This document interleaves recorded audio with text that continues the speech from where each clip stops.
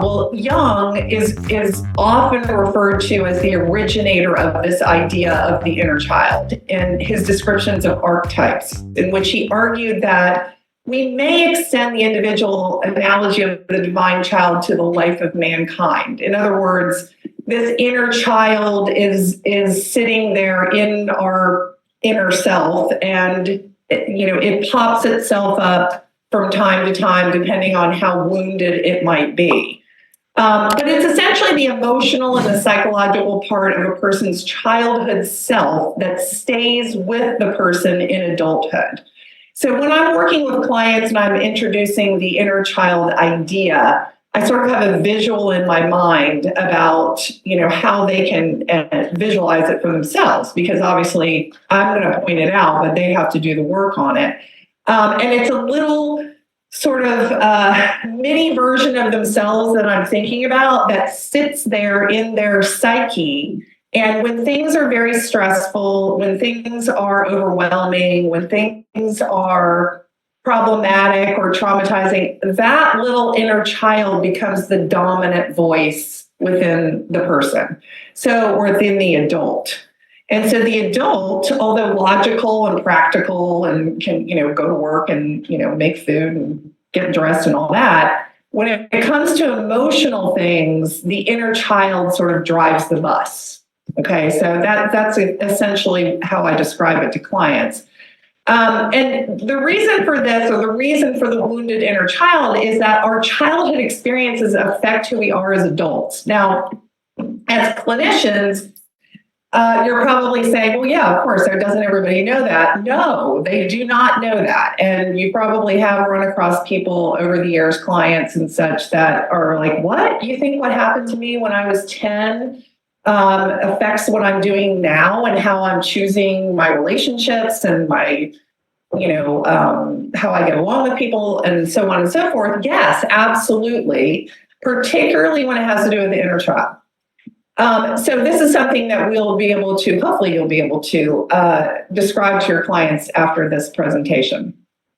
And these experiences, of course, these childhood experiences impact our self, our relationships, and our emotional well-being. So it's an all-encompassing sort of thing. So let's look at some of the traits of the wounded inner child. Okay, as per Bradshaw, he talks about, and you can find a lot of this is by far not the only traits or characteristics of a wounded inner child, but these are some things that you're going to see when you're working with your client. Now, they're not necessarily going to come in and say, hey, I think this is what I'm dealing with, but when you're assessing and when you start working on it, you're going to notice these patterns. So the first one being codependency. And codependency, in a nutshell, is a loss of your own identity, or an inability to have developed your own identity. I'm not going to talk a lot about codependency today because that's a whole nother presentation. But in general, codependency occurs when the family system, when there's someone in the family system who is taking up all of the attention. That could be someone who's an addict, an alcoholic, if there's divorce, if there's trauma, if there's an illness with the caregiver. And the child or people that are living within that system end up focusing their attention on that person rather than developing their own identity. And what ultimately happens is there's a loss of identity or it doesn't develop. And the person who is looking at, or the child or whoever in the family system who's looking at the person taking up all the attention, changes their behavior in order to get an outcome from the person who's taking up all the attention. And so as an adult, what happens with codependency is if I'm codependent, I'm going to look at my partner, my friend, my coworker, my parent, and I'm going to base my decisions and my feelings and my emotions and all of that onto that person and look to them to determine how I should behave. Okay, so I'm not basing it on what I think is the appropriate way to behave or how to talk or what to say, I'm doing it based on what I think is going to be the best outcome for that relationship that I'm in at that moment. In a nutshell, okay? So loss of identity is one of the traits. Acting out and acting in. In other words, punishing yourself or others. So acting out occurs when our anger from unresolved trauma and unmet childhood needs is triggered. And some of the behaviors can be reenactment of violence onto other people, doing or saying to children things that we did or had said or were done to us. Spontaneous age regression, acting immaturely, having temper tantrums, pouting, and then inappropriate rebellion. So any of those things can be under the acting out. Of course, there's lots of other behaviors that can be included in acting out. Acting in occurs when our unresolved emotions turn against self. So we say negative things to ourselves, we put ourselves in stressful, traumatic situations. Over time, acting in can cause physical illness, gastrointestinal problems, headaches, heart attacks, cancer. Being accident prone is also an example of acting in, because the person is sort of obsessed from within and not paying attention to what is going on. So they will be more likely to not pay attention to a step or trip or hit themselves or things like that. So it's not conscious. They're not doing it on purpose. But as we know from working in this field, individuals who've experienced trauma, abuse, etc., are often very self-absorbed in that pain. And so that can be responding or reacting in a way that keeps them from kind of being aware of what's going on the outside. So acting in and acting out. In general, men tend to act out more and women act in, but you can definitely see both sexes engaging in this particular trait. Trust issues. Okay, obviously, trust issues are going to be something that happens when you're dealing with a wounded inner child. In that they see the world as a very dangerous place.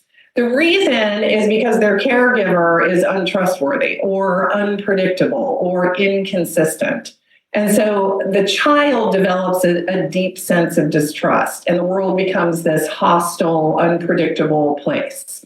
And so what happens is the child learns to be on guard and try to be in control at all times. And a child who never learns to trust turns into an adult who confuses intensity with intimacy, obsession with care, and control with security. Okay, and that's critical because I do say this to my client.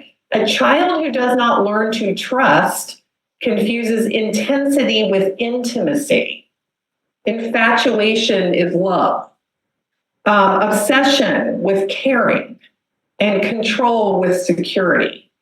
And if any of you have ever been in any of my webinars where I talk about the narcissistic abuse pattern, one of the things that happens with clients that I work with who've been in narcissistic abusive relationships is that when they initially met the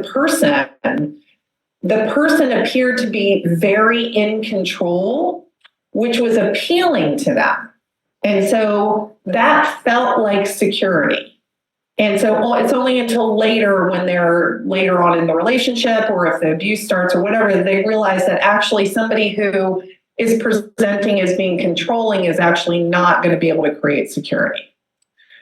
And intimacy issues. So abandonment versus engulfment. Okay, so adults who have unmet needs vacillate between fear of abandonment and fear of engulfment.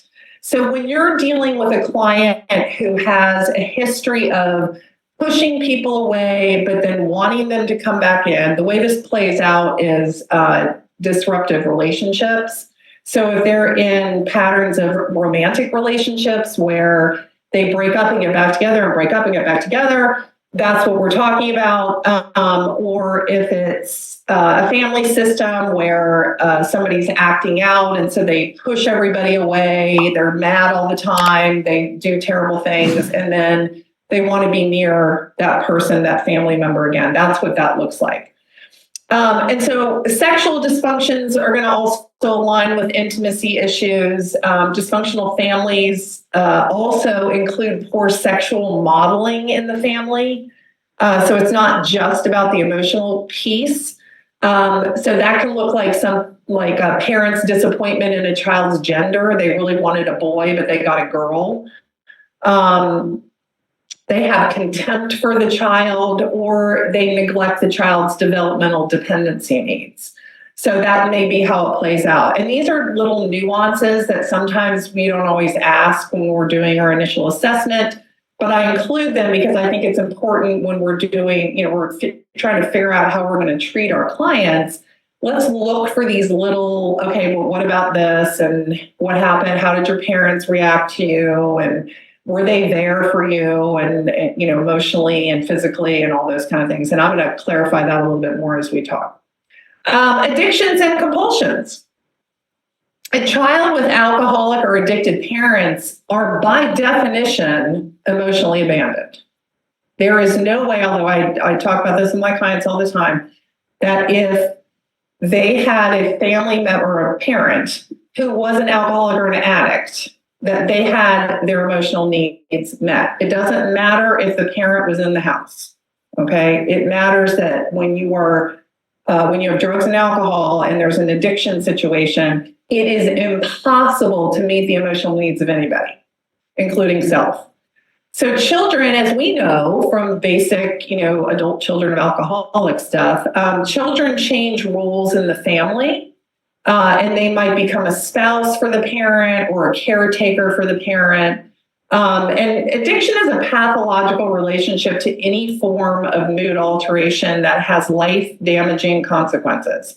Children that have inner child wounds have a risk of developing pathological ways of dealing with this hole that's left from unmet emotional needs.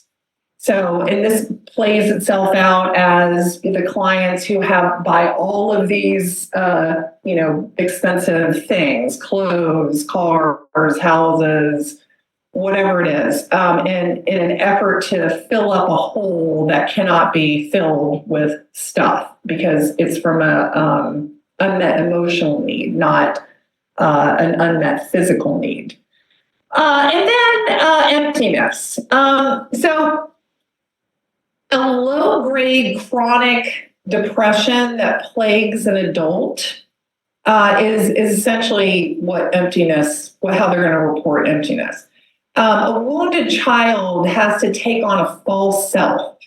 So that's what you see with the facade, right? So the true self, which is who we are when we're born and, we're trying to get our needs met because nothing has interfered with our value or our sense of who we are in the world, until our parent, caregiver, whoever, who's unable to meet those needs, starts to give us a message over time that, there's something wrong with us. And it's not intended that way, but that's what the message is. And so the wounded child, takes on this false self or puts on an act in order to protect themselves. They feel empty and depressed and apathetic towards life because they're never their real true self. They always have to put on some sort of facade for the outside world, for their parent, for their family members, whoever. And when they're back in their home or by themselves or whatever, they don't have the ability until they come to therapy to meet their own emotional needs. And so that's where that depression and apathy starts to come from. So they kind of report, in many cases, like they're watching their lives from the sidelines, okay? They're never truly present. They're always thinking about the next thing that they need to do to create whatever facade they're going to need to put on for the outside world or their family or whoever it is. And it's interesting. I was having lunch with a girlfriend of mine yesterday, whose husband is a recovering alcoholic, but his addiction has started to morph into some other behavioral things, like spending a lot of money, and he's now on this Ozempic stuff that everybody's talking about, has lost a great deal of weight, doesn't eat but every 3 days, kind of stuff, very, very compulsive. His wounded inner child is essentially what all that is. You know, when I see him, he's a super sweet guy. He's very accommodating, very friendly. Wears an entire bottle of cologne. Has his suits tailor made, and I don't know anybody who has suits tailor made. So I'm like, what? Who? How do you even get that? But it's this facade he's putting on for the rest of society. And I was talking to my girlfriend, and she's like, yeah, he's totally different when he's at home, and he's angry, and he's sad, and he's isolated, and all of these things. And that's a good example of what that looks like, that emptiness that exhibits itself actually within the person with a wounded inner child.